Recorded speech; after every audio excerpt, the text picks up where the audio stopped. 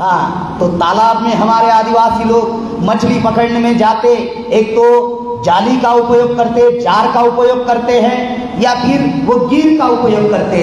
तो गिर से मछली पकड़ने वाले लोगों का उदाहरण दे रहा कि जाति व्यवस्था कैसे है, हमें कैसे गुलाम बना रही है, इसलिए वो गिर का उदाहरण दे रहा हूँ। गिर को हम लोग चारा लगाते, केचुआ लगाते और वो गिर पानी में डालते, फिर मछली वो चारे को देखकर आती है और वो चारे को खाती है और फिर मछली पकड़ में आती है। क्या मछली को मालूम होता है कि वो चारे में कोई गिर लटकी हुई है? होता आ गई पकड़ में मछली। उसी प्रकार से ये कांग्रेस और बीजेपी के लोग क्या करते हैं, हमारे समाज में जाति के नाम पर कैंडिडेट खड़े करते हैं। केचुआ, इनको मैं कहता हूं केचुआ, चारा।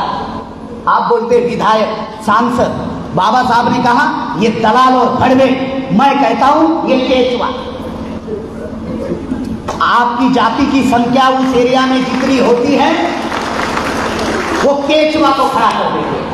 अब आपको क्या लगता है हमारे जाति का है, आपको क्या लगता है हमारे समाज का है, आप फिर क्या करते हैं, उसकी बटन दबाते हैं। आपको मालूम ही नहीं है कि आपने जिसकी बटन दबाई वो वोट उसको नहीं गया, पार्टी के अकाउंट में जमा हुआ।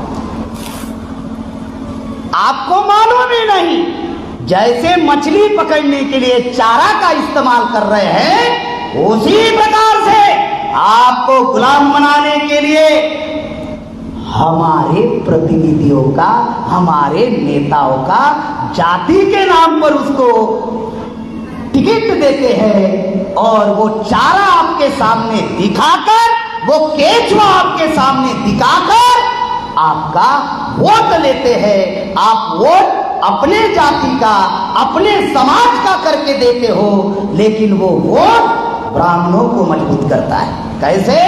75 साल में दो ही पार्टियों ने भारत के ऊपर राज किया।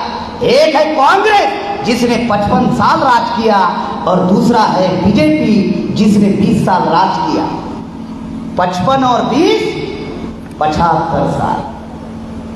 देश आजादी को, तथाकथित आजादी को 75 साल हुए।